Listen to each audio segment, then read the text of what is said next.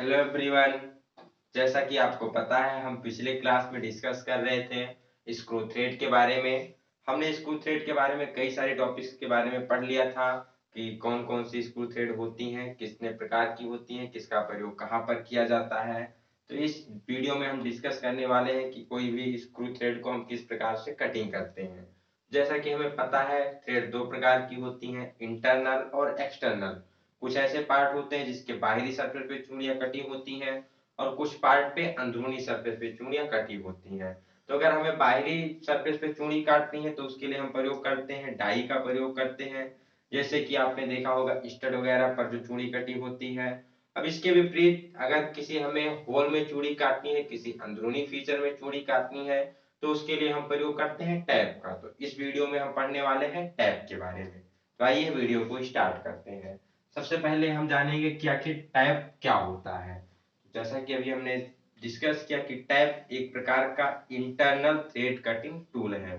इसके द्वारा क्या करते हैं, कोई भी सिलेंड्रिकल होल है तो उसके अंदर हम चूड़ी काटते हैं। ठीक है, तो क्या है, इंटरनल थ्रेड कटिंग टूल है। ठीक है, ये किस मेटल का बना होता है, तो ये प्राय हाई कार्बन स्टील या हाई स्पीड स्टील से बनाकर इसकी जो बॉडी वाली पोर्शन होती है उसको हार्ड और टेम्पर कर दिया जाता है।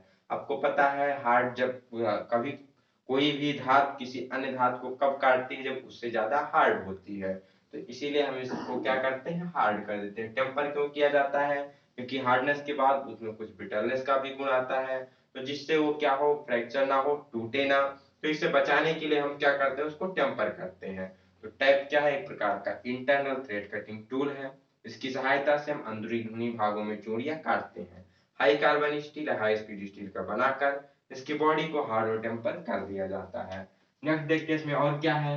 तो किसी भी कोई सिलेंड्रिकल सुराख है उसमें टैप के माध्यम से, टैप की सहायता से चूड़ी काटने की प्रक्रिया को ही क्या कहते हैं, टैपिंग के नाम से जानते हैं।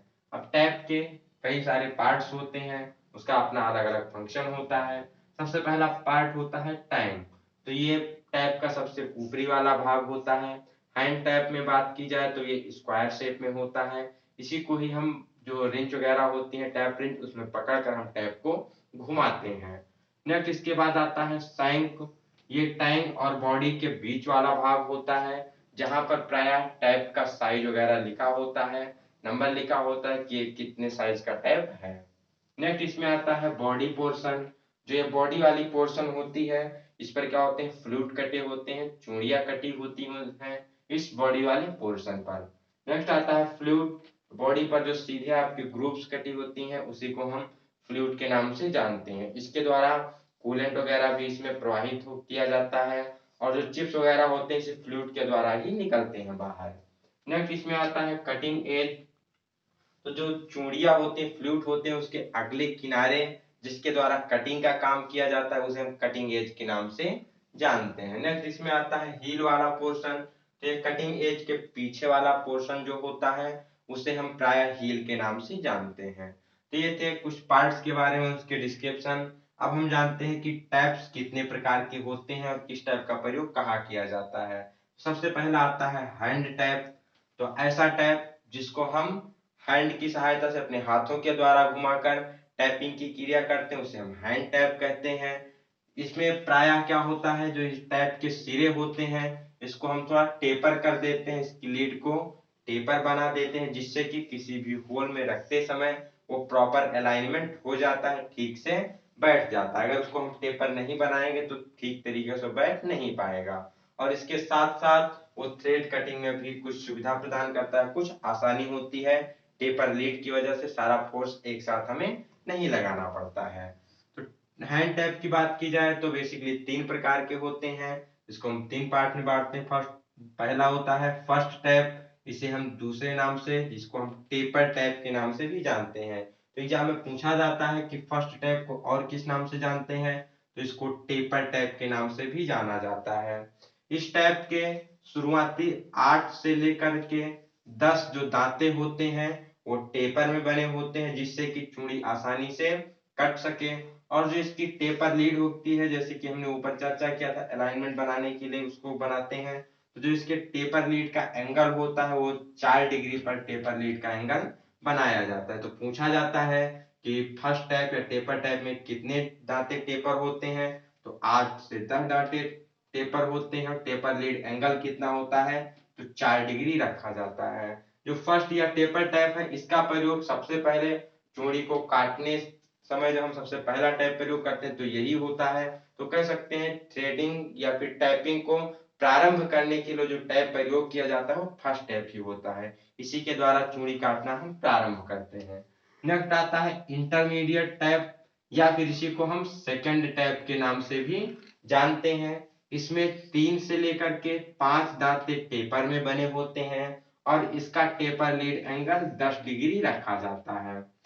इंटरमीडिएट टाइप का प्रयोग कब किया जाता है, जब हम फर्स्ट टाइप के द्वारा चूड़ी काट लेते हैं तो उसके बाद हम इंटरमीडिएट टाइप का प्रयोग करते हैं। तो प्रथम टाइप को चलाने के बाद चूड़ी काटने के लिए इंटरमीडिएट टाइप का प्रयोग किया जाता है। नेक्स्ट इसके बाद आता है फिनिशिंग टाइप या फिर इसी को दूसरे नाम से जानते हैं बॉटमिंग टाइप। ये जो तीनों टाइप होते हैं सेट के रूप में मिलते हैं, इसको हमें क्रम वाइज ही प्रयोग करना चाहिए। पहले फर्स्ट, फिर सेकंड, फिर उसके बाद थर्ड। तो थर्ड को फिनिशिंग या बॉटमिंग टाइप के नाम से जानते हैं। इसमें केवल एक से लेकर के दो चूड़ी ही एक से लेकर के दो दांते ही इसके टेपर में बने होते हैं और इसका टेपर लीड एंगल सबसे ज्यादा 20 डिग्री रखा जाता है। इसका प्रयोग कहाँ करते हैं, इसका प्रयोग सबसे अंत में चूड़ी को एकदम से फिनिश साइज में बनाने के लिए करते हैं। और दूसरा जो सबसे मोस्ट इंपोर्टेंट इसका यूज पूछा जाता है, कोई ऐसा होल जो ब्लाइंड होल है, मतलब पूरा आर पार नहीं है। जैसे ये मार्कर का जो कैप है, इसमें जो होल है क्या है, ब्लाइंड है, ये आर पार नहीं है। तो इस प्रकार का कोई होल है, उसमें हमें चूड़ी काटनी है तो कौन सा टाइप प्रयोग करते हैं, तो वहां पर हम बॉटमिंग टाइप या फिनिशिंग टाइप का प्रयोग करते हैं। मेन होता है चूड़ी को फिनिश करने के लिए, उसके साथ साथ ब्लाइंड होल में चूड़ी को परिशुद्धता से काटने के लिए भी बॉटमिंग टाइप का प्रयोग किया जाता है। ये बहुत ज्यादा इंपॉर्टेंट है, इससे आपके एग्जाम में क्वेश्चन पूछा ही जाता है, तो नोट डाउन कर लीजिएगा। नेक्स्ट इसके बाद आता है मशीन टाइप। ये ऐसे टाइप होते हैं जिसको हम किसी भी मशीन में, जैसे लेथ मशीन हो गया या ड्रिल मशीन हो गया, उसमें पकड़कर चूड़ी काटने के लिए प्रयोग करते हैं। तो ये टाइप होते हैं, इसको हमें कंटिन्यूअस चलाना होता है। तो जहां पर भी हमें लगातार टाइपिंग करनी होती है, कंटिन्यूअस टाइपिंग करनी होती है, वहां पर हम प्रयोग करते हैं machine type. Basically lathe machine और ड्रिल मशीन में प्रयोग किए जाते हैं। नेक्स्ट आता है एक्सटेंशन टैप। एक्सटेंशन टैप को हम पुली टैप के नाम से भी जानते हैं, तो दोनों नाम ध्यान रखिएगा, चाहे एक्सटेंशन टैप कहा जाए या पुली टैप कहा जाए, दोनों एक ही होता है। इस टैप की क्या विशेषता होती है, तो इसकी जो साइंक होती है हैंड टैप की अपेक्षा थोड़ी अधिक लंबाई में पाई जाती है, इसलिए इसका प्रयोग हम काफी गहराई में जो होल वगैरह बने होते हैं वहां पर प्रयोग करते हैं। तो जब भी कभी हमें अधिक गहराई में चूड़ी काटना है, जैसे कि मान लीजिए जो पुली का हब होता है, उसमें चूड़ी काटने के लिए हम प्रयोग करते हैं एक्सटेंशन टैप या फिर पुली टैप का। विशेषता क्या है, इसकी साइंक लंबी होती है, इसलिए इसका प्रयोग अधिक गहराई में चूड़ी काटने के लिए किया जाता है, जैसे कि पुली का हब। नेक्स्ट आता है मास्टर टैप। मास्टर टैप, इसमें 6 से लेकर के 10 फ्लूइड बने होते हैं। जो और टैप होते हैं इसमें 3 से 4 फ्लूइड या 2 से 3 फ्लूइड होते हैं, और जो मास्टर टैप होता है इसमें फ्लूइडों की संख्या काफी अधिक होती है, 6 से लेकर के 10 फ्लूइड होते हैं। इसलिए जो इसके द्वारा थ्रेड काटी जाती है वो काफी अधिक साफ और काफी अधिक परिशुद्ध होती है। कहते हैं कि टैप में भी चूड़ी काटने के लिए किसका प्रयोग करते हैं, तो मास्टर टैप होता है, जिसके द्वारा अन्य में भी चूड़ियां काटी जाती है। काफी फिनिश एक्यूरेट चूड़ी इसके द्वारा काटी जाती है, क्योंकि इसमें फ्लूटों की संख्या काफी अधिक होती है। नेक्स्ट आता है stuff flute tap. Stuff flute tap, इसका दूसरा नाम भी होता है फ्लूटलेस टैप के नाम से भी इसे हम जानते हैं, स्टफ फ्लूट टैप को। इसका प्रयोग कहाँ करते हैं, तो इसका प्रयोग किया जाता है कोई थिन शीट, कोई पतली शीट है, पतली चद्दर है, उसमें चूड़ी काटने के लिए, या फिर कोई सॉफ्ट मटेरियल काफी नर्म धातु है, उसमें चूड़ी काटने के लिए हम प्रयोग करते हैं स्टफ या फिर फ्लूटलेस टैप। नेक्स्ट इसमें आता है गन टैप। गन टैप को हम पॉइंटेड टैप भी कहते हैं, इसके जो पॉइंट होते हैं काफी ज्यादा शार्प पॉइंट वाले होते हैं। तो इसका प्रयोग कहाँ करते हैं, तो कोई आर पार थ्रो होल में चूड़ी काटने के लिए, ऐसा होल जो क्या है, आर पार है, ठीक है, उसमें चूड़ी काटने के लिए, थ्रो होल में चूड़ी काटने के लिए हम प्रयोग करते हैं गन टैप का। इसकी विशेषता क्या होती है, ये पॉइंटेड होते हैं। नेक्स्ट आता है helical flute tap. Helical flute tap का प्रयोग किया जाता है कोई भी कीबे है या स्लॉट है, वहां पर जो होल बने होते हैं चूड़ी काटने के लिए हम प्रयोग करते हैं किसका, हेलिकल फ्लूइड टैप का। तो पूछा जाता है कीबे में और स्लॉट में जो होल होते हैं उसमें टैपिंग करने के लिए कौन सा टैप प्रयोग करते हैं, तो हेलिकल फ्लूइड टैप का प्रयोग किया जाता है। नेक्स्ट आता है इसमें thread forming tap. Thread forming tap एक ऐसे टैप होते हैं जो कि मेटल को रिमूव करके चिप मतलब थ्रेड को नहीं काटते हैं, बल्कि उसको क्या करते हैं, थोड़ा सा डिस्प्लेस करते हैं। जो मेटल होता है उसको उसके साथ थोड़ा सा डिस्प्लेस करते हैं। इसका प्रयोग हम वहां करते हैं जहां पर हमें चिप्स हटाने में क्या होती है, समस्या होती है, चिप्स को नहीं निकाल पाते हैं। तो वहां पर प्रयोग किया जाता है आपका थ्रेड फॉर्मिंग टैप, क्योंकि वहां पर चिप्स हटाने में क्या होती है, समस्या होती है। जैसे कि जो आपके कॉपर, ब्रास, एल्युमिनियम, लेड, इन सब में अगर हमें टैपिंग करनी है ऐसी धातुओं में, तो हम प्रयोग करते हैं थ्रेड फॉर्मिंग टैप का। तो ध्यान रखना है कि अगर कहीं थोड़ी चिप्स वगैरह हटाने में समस्या है तो थ्रेड फॉर्मिंग टैप का प्रयोग किया जाता है। या इस मेटल को दे दिया जाए कि कॉपर, ब्रास, एल्युमिनियम या लेड में कौन सा टैप प्रयोग करेंगे, तो थ्रेड फॉर्मिंग टैप का प्रयोग करेंगे। ठीक, क्योंकि ये जो मेटल होते हैं इसकी जो चिप्स उसमें उलझ कर रह जाती है, इसको हटाना थोड़ी दिक्कत होती है, तो इसलिए हम इस टैप का प्रयोग करते हैं। नेक्स्ट टॉपिक आती है टैप रिंच। टैप रिंच ऐसा साधन जिसके द्वारा हम टैप को उसमें पकड़ कर घुमाते हैं, उसको हम टैप रिंच के नाम से जानते हैं। ठीक है, टैप रिंच कई प्रकार की होती है। पहला होता है सॉलिड टैप रिंच। जो सॉलिड टैप रिंच होती है, नाम के अनुसार ये केवल एक ही साइज में पाई जाती है। तो एक फिक्स साइज का कोई टैप हम इसमें होल्ड कर लेते हैं, एडजस्टमेंट वगैरह ज्यादा नहीं होती, इसलिए जो ये रिंच होती है काफी अधिक लंबे समय तक चलती है, इसमें खराबी वगैरह बहुत कम आती है। विशेषता क्या है, इसमें केवल एक ही साइज के टैप को हम होल्ड कर सकते हैं जिस पर्टिकुलर साइज के लिए डिजाइन की गई है। नेक्स्ट होता है एडजस्टेबल टैप रिंच, या इसी को हम डबल इंडेड टैप रिंच के नाम से भी जानते हैं। इसमें दोनों तरफ हैंडल लगे होते हैं, एक में थोड़ा फिक्स जा होता है, एक में मूवेबल जा होते हैं। मूवेबल वाले को घुमाने से उसका साइज क्या होता है, बदलता है, जिसमें हम विभिन्न प्रकार के साइजों के टैप को होल्ड करके हम आसानी से टैपिंग कर सकते हैं। दोनों हाथों के द्वारा उसे पकड़कर हम टैपिंग का कार्य करते हैं। नेक्स्ट आता है टी हैंडल टैप रिंच। इसका जो हैंडल होता है कुछ टी शेप जैसा होता है। इसका प्रयोग हम, इसमें क्या होता है बेसिकली, एक दो जास लगे होते हैं, एक चक होता है जिसमें दो जास होते हैं।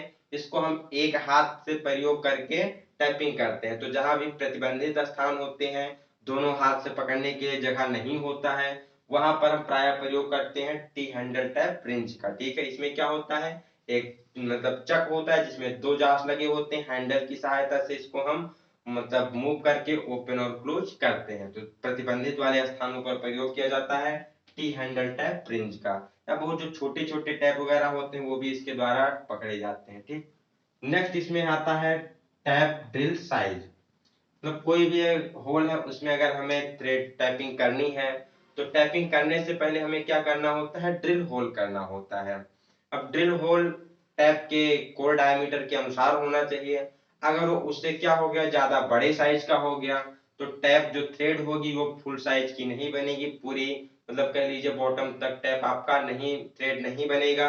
और यदि वो होल क्या है उस साइज से छोटा हो गया, कम हो गया, तो थ्रेडिंग करते समय टैप के टूटने की संभावना रहती है। तो ये बहुत मोस्ट इंपोर्टेंट जरूरी है कि जो ड्रिल का साइज है वो टैप के साइज के अनुसार होना चाहिए, उसके अकॉर्डिंग होना चाहिए।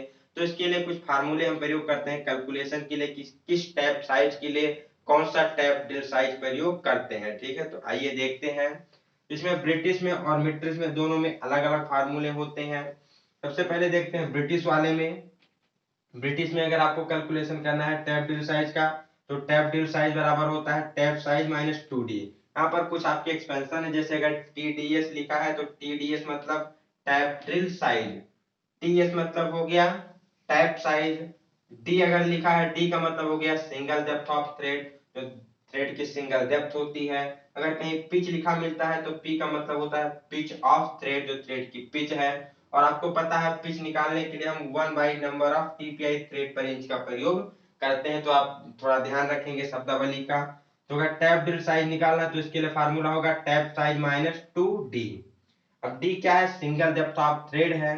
अगर इसको हम ब्रिटिश में प्रयोग कर रहे हैं तो हमने देखा तो जो अधिकतर चूड़ियां होती थी, BSW हो गया, BSP हो गया, BSF हो गया, उसके लिए डेप्थ का मान कितना होता था, 0.64 पी होता था।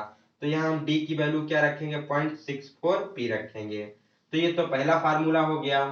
अब दूसरा फार्मूला क्या होता है, मान लीजिए आपको ये पता नहीं है, पी की वैल्यू पता नहीं है, डी की वैल्यू पता नहीं है, ठीक है, सीधा सीधा निकालना है तो ट्रैप ड्रिल साइज बराबर होता है टैप साइज गुणे 7/8 माइनस 1/32 इंच। ठीक है, क्या लगाएंगे, टैप ड्रिल साइज बराबर टैप साइज गुणे 7/8 माइनस 1/32 इंच। ये किसके लिए है, ब्रिटिश के लिए है। जैसे कि आप एग्जाम्पल नीचे देख पा रहे होंगे, लिखा है 1/4 इंच BSW टैप के लिए टैप ड्रिल साइज की गणना कीजिए।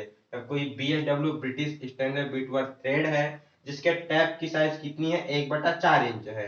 अब इसके लिए हम टैप ड्रिल साइज कितने का साइज का ड्रिल करेंगे वो आपको कैलकुलेट करना है। तो आपको यहाँ नहीं दिख रहा है कि हमें डी मान लीजिए पता नहीं है, पी पता नहीं, तुम दूसरा वाला फार्मूला डायरेक्ट यूज कर लेते हैं कि टैप ड्रिल साइज बराबर टैप साइज गुणे 7/8 माइनस 1/32 इंच। ठीक है, तो फिर हम रख देते हैं टैप साइज की वैल्यू कितनी दी हुई है, 1/4 इंच दी हुई है, गुणा कर देते हैं 7/8 से, ठीक है, और माइनस कर देते हैं 1/32 को। 7 को 1 से गुणा करेंगे 7 आ जाएगा, 4 को 8 से गुणा करेंगे 32 हो जाएगा, 7/32 और माइनस में हमारा 1/32, दोनों का क्या है, हर समान है तो अंश आपस में घट जाएगा। तो 7 में से 1 जाएगा तो बचेगा 6, नीचे बचेगा 32। इसको हम सिंप्लीफाई कर देंगे, 6/32 को दो से काटेंगे तो 3 दूनी 6 और 16 दूना 32। तो जो हमारा टैप ड्रिल साइज निकल के आया 3/16 इंच निकल के आया। ठीक है, आप लोग थोड़ा लैंडस्केप में करके सही से देख लीजिएगा कि टैप ड्रिल साइज हमारा कितना निकल गया, 3/16 इंच। अगर 1/4 इंच का BSW टैप है तो उसके लिए ड्रिल हम कितना करेंगे, 3/16 इंच का ड्रिल करेंगे। तो ये था ब्रिटिश के लिए। अब आइए देखते हैं मैट्रिक के लिए। तो ये फार्मूला जो है आपका बहुत शॉर्ट ट्रिक से कैलकुलेट करता है, तो आप इसे याद रखेंगे, टैप ड्रिल साइज बराबर टैप साइज गुणे 7/8 माइनस 1/32 इंच। दूसरा मेट्रिक में देखते हैं, तो मेट्रिक में क्या होता है, टैप ड्रिल साइज बराबर टैप साइज गुणे 2D, फार्मूला पहले के जैसा ही है। यहाँ पर डी की वैल्यू क्या होती है, चेंज हो जाती है, जैसा कि हमने देखा था जो थ्रेड पढ़ रहे थे। तो यहाँ पर डी जो है डेप्थ है 0.61 पी है। मीट्रिक की डेप्थ थोड़ी कम होती है, ब्रिटिश की डेप्थ थोड़ी ज्यादा होती है। ब्रिटिश में क्या है 64 है और मीट्रिक में क्या है 61 है। ठीक, ये पहला फार्मूला हो गया। यह बिल्कुल एक्यूरेट, बिल्कुल फिनिश थ्रेड काटने के लिए, मान लीजिए आपको बहुत परिशुद्ध थ्रेड नहीं चाहिए, बहुत फिनिश थ्रेड नहीं चाहिए, तो उस स्थिति में हम दूसरा शॉर्टकट मेथड प्रयोग कर सकते हैं कैलकुलेशन से बचने के लिए। उसके लिए फार्मूला क्या होता है, टैप ड्रिल साइज बराबर टैप साइज इंटू 0.8, मतलब जो भी टैप साइज दिया गया उसको 0.8 से आपको क्या करना है, गुणा कर देना है। ठीक है, ये किसके लिए लागू होता है, केवल M10 तक के लिए। जो भी टैप का जो साइज है अगर M10 तक है तो आप प्रयोग कर सकते हैं टैप साइज इंटू 0.8। अगर ये M10 से ऊपर है, ज्यादा, जैसे M12 हो गया, M13, M15 हो गया, तो उसके लिए क्या प्रयोग करेंगे, तो वहां होता है टैप ड्रिल साइज बराबर tap size minus 1.1 into P. P का मतलब क्या होता है, पिच। ये क्या है, M10 से अधिक के लिए हम प्रयोग करते हैं इस वाले फार्मूले का। सब पर एक एक एग्जांपल देख लेते हैं। पहले वाले देखते हैं, जैसे मान लीजिए M10 इंटू 1.5 कोई टैप ड्रिल साइज है, इस टैप साइज है, इसके लिए हमें टैप ड्रिल साइज की गणना करनी है। आपको दिया होता है M10 इंटू 1.5 के लिए टैप ड्रिल साइज की गणना कीजिए। ठीक है, तो हम पहला वाला फार्मूला प्रयोग करेंगे कि टैप ड्रिल साइज बराबर tap size minus 2 into D. ठीक है, ये लिखा हुआ है tap drill size, tap drill size बराबर टैप साइज इंटू 2D। अब हमें पता है डी की वैल्यू क्या होती है, 0.61 पी होती है, तो 61 पी। और यहाँ पर हमने देखा जब थ्रेड पढ़ रहे थे कि ये जो 10 होता है ये क्या होता है, डायमीटर होता है, ये 1.5 क्या होती है, पिच होती है। तो जो हमारा टैप साइज है ये 10 हो गया, 2 को 2 लिख दिया, 0.61 को 61 लिख दिए, और पी के स्थान पे हमने क्या लिख दिया, 1.5 लिख दिया। तो इसको जब हम सॉल्व करेंगे तो 10 माइनस 1.83, तब पूरा निकल के आएगा टैप ड्रिल साइज बराबर 8.17। ठीक है, मतलब 8.17 mm। अगर M10 इंटू 1.5 दिया है, इसके लिए टैप ड्रिल साइज निकालना है, तो आप सीधे याद रख सकते हैं 8.17 mm, या फिर आप यहां से कैलकुलेट करके निकाल सकते हैं। ठीक, तीसरा हम देखते हैं एग्जांपल इस वाले पर, दूसरे वाले शॉर्टकट वाले फार्मूले पर। M10 से नीचे अगर कोई दिया है, हमें परसों थ्रेड नहीं काटनी है, तो वहां पर क्या होता है, तो वहां पर टैप ड्रिल साइज बराबर जैसे लिखा है M8 के लिए, तो M8 क्या है, M10 से कम है, तो हम प्रयोग करते हैं shortcut method, tap drill size बराबर टैप साइज गुणा 0.8, मतलब 0.8 से गुणा करना है। अब 8 तो हमारा हो गया टैप साइज, और 0.8 से गुणा करो तो 8 8 जा 64, मींस 6.4 आ जाएगा। अगर M8 में हमें टैप ड्रिल साइज निकालना है तो उसके लिए क्या होगा, 6.4 mm, करना क्या है, 0.8 से गुणा कर देना है। मान लो ऐसे M9 दिया हो तो क्या हो गया, 9 8 जा 72, ठीक है, तो 7.2 हो जाएगा। उसके लिए 5 दिया हो तो 5 8 जा 440 आ जाएगा, तो वहां पे M5 के लिए 4 mm हो जाएगा, तो आप कैलकुलेट कर सकते हैं इजीली। अब देखते हैं अगर कोई क्या हो 10 mm के ऊपर दिया हो, पिच भी दी गई हो और हमें ये फार्मूला प्रयोग ना करना हो, शॉर्टकट मेथड से कैसे लगाते हैं, तो tap drill size M12 into 1.25 के लिए हमें निकालना है, तो क्या करेंगे, tap size minus 1.1 into P, तो पी की वैल्यू कितनी दी हुई है, 1.25 दी हुई है, तो 1.25 को हम गुणा कर लेंगे 1.1 से, तो आ जाएगा 1.375। अब 12 में से हम 1.375 को माइनस करेंगे तो 10.625 आ जाएगा, तो इसे आप अप्रोक्सीमेटली 10.63 लिख सकते हैं, ठीक है। तो यह था टैप ड्रिल साइज के लिए कैलकुलेशन। आप इस पे बुक से और सारे न्यूमेरिकल प्रैक्टिस कीजिएगा तो आपका कांसेप्ट क्लियर हो जाएगा। तो आशा करते हैं ये वीडियो आपको समझ में आई होगी। कोई भी डाउट होता है तो आप वीडियो को एक बार फिर से रिवर्स करके देखिए, फिर भी कोई चीज समझ में नहीं आती है तो आप टेलीग्राम चैनल पे वहां पूछ सकते हैं, अपने डाउट को क्लियर कर सकते हैं। तो अपनी पढ़ाई को यूं ही जारी रखिए, जुड़े रहिए हमारे साथ। मिलते हैं नेक्स्ट वीडियो में जिसमें हम डिस्कस करेंगे और आगे आने वाली टॉपिक के बारे में। तब तक के लिए have a good day, best of luck सभी को।